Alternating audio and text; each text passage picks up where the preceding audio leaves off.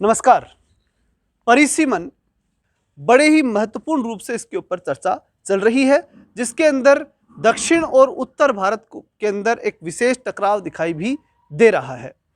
क्या है परिसीमन, किसे परिसीमन कहते हैं, क्यों आवश्यक है और इसके ऊपर इतना महत्वपूर्ण रूप से गंभीर चर्चा क्यों हो रही है, इन सब के ऊपर हम चर्चा शुरू करें उससे पहले आपसे निवेदन है कि चैनल पर नए हैं तो चैनल को सब्सक्राइब जरूर कर लें। चलिए शुरू करते हैं। सबसे पहली बात, परिसीमन का मतलब क्या है। परिसीमन यानी एक सीमा, और उस सीमा के अंदर जो लोग रहते हैं, जो क्षेत्र आता है, उस क्षेत्र और लोगों के लिए एक प्रतिनिधि चुन करके और वो संसद के अंदर जाए, यानी लोकसभा के लिए वो जाए, तो वो एक सीमा हो गई। अब ऐसी सीमा पहली बार बनाई गई 1952 में, फिर उसके बाद प्रत्येक 10 साल बाद यानी 1962 में भी, फिर 1972 में भी, इस प्रकार से 3 बार परिसीमन शुरू में ही हुआ। लेकिन 72 के बाद में डायरेक्टली 2002 के अंदर ही परिसीमन हुआ, यानी बीच के अंदर आवश्यकता महसूस नहीं हुई और सरकारों ने माना, या कहें तो राष्ट्रपति जी ने माना कि इसकी आवश्यकता अब नहीं है। अब जो महत्वपूर्ण बात आई कि 2002 के बाद अब तक फिर परिसीमन वापस नहीं हुआ, यानी 2026 तक, तो उसका बड़ा कारण क्या रहा, यही हमारे लिए सबसे महत्वपूर्ण है और ये कंसर्निंग भी है, इसी की जानकारी होना अत्यंत आवश्यक है।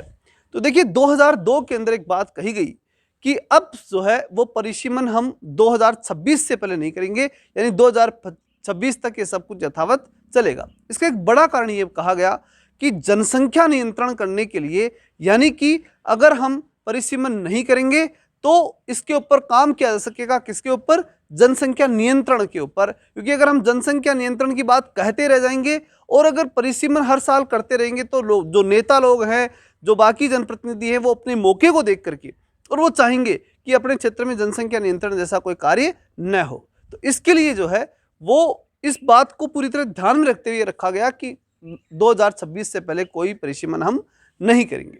ये बात लगातार चलती आई। अब फिर उसके बाद अब क्या जरूरत पड़ गई, तो देखिए 2-3 कारण बड़े हो गए कि अब परिसीमन हमें करना ही पड़ेगा।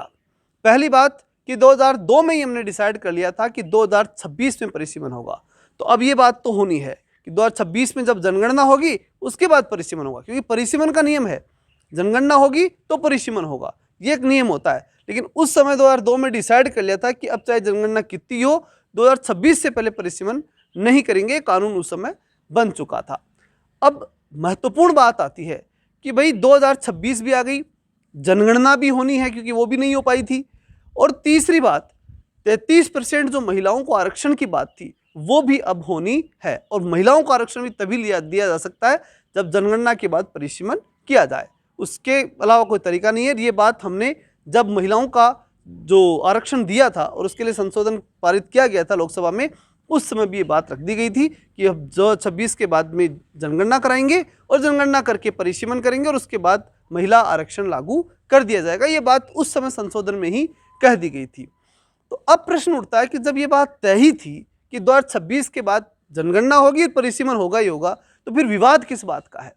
तो विवाद को जाने उससे पहले हमें जानना होगा कि अगर आज की तारीख में अगर परिसीमन होता है तो स्थिति क्या बनती है। तो देखिए परिसीमन के 2 तरीके हो सकते हैं। पहला तरीका तो ये हो सकता है कि महिला आरक्षण जो 33% आप बढ़ा रहे हैं, वो प्रत्येक राज्य के अंदर जो सीटें निश्चित हैं उन सीटों में 33% सीटें और जोड़ दीजिए, और फिर उसके बाद वो हो गया परिसीमन। हर राज्य की सीमाओं जो है सीटें बढ़ गई, 33% सीटें बढ़ जाएंगी हर राज्य में। एक तो सीधा फॉर्मूला है।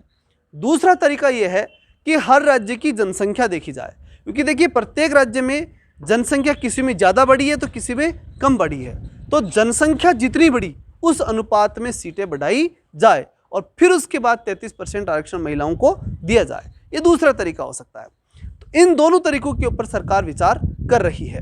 अब जो विरोध है वो है दक्षिण भारत की तरफ से, या ये कहें कि दक्षिण भारत की जो राजनेता है उन सब ने मिलकर के, और विशेष रूप से दक्षिण के साथ साथ पंजाब भी, आज जो बैठक हुई थी दक्षिण भारत के अंदर, स्टालिन ने, जो तमिलनाडु के सीएम हैं, उन्होंने एक बैठक बुलाई, उस जो वहाँ के सीएम है स्टालिन, उन्होंने बैठक बुलाई और उसके अंदर पंजाब के सीएम भी शामिल थे। ये बड़ी बात थी।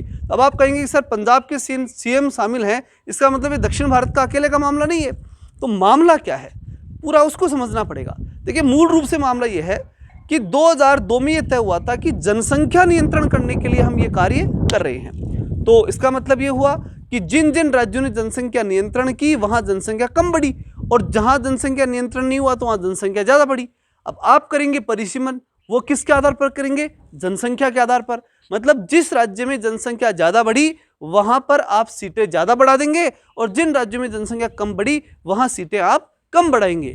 तो इस बात को लेकर के उनके माइंड में ये सबसे बड़ी बात है कि हमारे यानी दक्षिण भारतीय राज्य और अन्य जो राज्य जो कि उसके विरोध में है, उन सब के लिए सबसे बड़ी चिंता एक ही है कि हमारे यहाँ हमने जनसंख्या नियंत्रण लागू किया, और हमने जनसंख्या नियंत्रण के लिए कार्य किया, पैसा लगाया, पूरी योजनाएं चलाई और जनसंख्या नियंत्रण भी किया, और इसलिए हमारे राज्यों की जनसंख्या कम बढ़ी, और आप जो बाकी राज्य जो थे उनकी जनसंख्या ज़्यादा बढ़ती गई, और उन बढ़ते कारणों से जो है वहाँ की जनसंख्या बढ़ी तो परिसीमन बढ़ेगा, और सीटें वहाँ की तो ज़्यादा हो जाएंगी और हमारे राज्यों की सीटें जो है कम बढ़ेंगी, या एक तरह से कह सकते हैं कि हमारे राज्यों की सीटें कम रहेंगी। तो इस कारण से दक्षिण भारतीय राज्य और जो राज्य इसके विरोध में हैं उनका मूल कारण यही है, क्योंकि उनके यहाँ सीटें जो हैं वो कम बढ़ रही हैं। परिसीमन के बाद जो सीटें बढ़ेंगी वो उनके यहाँ कम बढ़ रही हैं और बाकी राज्यों में सीटें ज़्यादा बढ़ रही हैं। ये एक बड़ा मूल कारण इसके अंदर दिखाई देता है, जिसके कारण से वो लोग विरोध करते हैं। अब हम जानते हैं अंत में इसकी संवैधानिक स्थिति कि हो क्या सकता है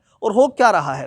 तो देखिए, सबसे बड़ी बात यह है कि संवैधानिक रूप से तो स्पष्ट है कि भाई 1952, 62, 72 लगातार परिसीमन चल ही रहा था। चलिए, संशोधन करके आपने 2002 में बढ़ा कर दिया और फिर 2002 से आपने 2026 तक कर लिया। ये संसद ने मिलकर के डिसाइड किया था। लेकिन अब जबकि भारत की वर्तमान जनसंख्या जो है वो बड़े रूप में आ चुकी, जहां 55 करोड़ से अब वर्तमान में जनसंख्या जो है वो 145 करोड़ हो चुकी है, तो बड़े मात्रा में बढ़ी है। अब एक एक जो एमएलए है, सॉरी एक एक एमपी बोल सकते हैं, मेंबर ऑफ पार्लियामेंट बोलेंगे, तो एक एक एमपी के लगभग 20 से 28 लाख जनसंख्या कंट्रोल में आ रही है, उसके नियंत्रण में आ रही है। अब वो अपने एमपी लेड से किस प्रकार से काम कर पाएगा? बड़ी चिंता का विषय है कि वो संभव नहीं है उसके लिए कि वो अपने लोगों को जहां से वो प्रतिनिधि बन के आया उनको संतुष्ट कर पाए। क्योंकि अगर आप देखें तो बहुत से जितने भी विकसित देश हैं उन सब के अंदर अगर आप गौर से देखेंगे तो बहुत से देशों के अंदर आपको देखने को मिलेगा कि 6-6 करोड़ या 6-7-8 करोड़ के ऊपर भी उनके 700 से अबव सीटें उनके पास है। मतलब आसानी से कुछ जनसंख्या एक प्रतिनिधि के कंट्रोल में आती है और आराम से उसके लिए वो काम कर पाता है। ये बड़ी आवश्यकता है। भारत के अंदर सबसे बड़ी बात ये आ रही है कि एमपी तो दिखते नहीं है, जानती नहीं आधी जनता तो मेंबर ऑफ पार्लियामेंट को कि है कौन। कितने कई क्षेत्रफल तो इतने बड़े हैं कि आम जन जो है यानी आम पब्लिक जो है वो अपने प्रतिनिधि से डायरेक्ट टच भी नहीं हो पाती। तो ये जो बड़ी प्रॉब्लम आ रही है, इसका सॉल्यूशन करने के लिए अब ये अत्यंत आवश्यक है कि परिसीमन होना ही चाहिए। अब इसका विरोध जो हो रहा है वो जो दक्षिण राज्य हैं, जिसके अंदर विशेष रूप तमिलनाडु कर रहा है कि लगभग 25 साल और परिसीमन नहीं होना चाहिए, तो ये बहुत बड़ी स्थिति हो जाएगी। फिर तो ये मान लीजिए प्रतिनिधित्व का महत्व ही खत्म हो जाएगा। आम जन जो है फिर प्रतिनिधित्व के इंटरेस्ट लेना खत्म कर देगा, लोग वोट देना बंद कर देंगे, क्योंकि उनको कोई मतलब नहीं निकलेगा। क्योंकि इतनी जनसंख्या में एमपी जो है वो चाहे कितना ही कोशिश कर ले, जब पूरी जनसंख्या के लिए काम करने की स्थिति में नहीं आएगा। हालांकि कभी पूरे संतुष्ट तो जनता होती नहीं है, लेकिन अधिकतम जो प्रयास होने चाहिए जनप्रतिनिधि का वो भी नहीं हो पाएगा। इसलिए बहुत जरूरी है कि परिसीमन होना ही चाहिए। चलिए, ऐसे ही महत्वपूर्ण विषयों के ऊपर एक सरल भाषा में आप तक हम अपनी बात पहुंचा सकें, इसके लिए आप हमारा जरूर सहयोग करेंगे, वीडियो को शेयर करेंगे और लाइक करते हुए जाएंगे। चलिए, मिलते हैं नेक्स्ट वीडियो में, तब तक के लिए जय हिंद, जय भारत।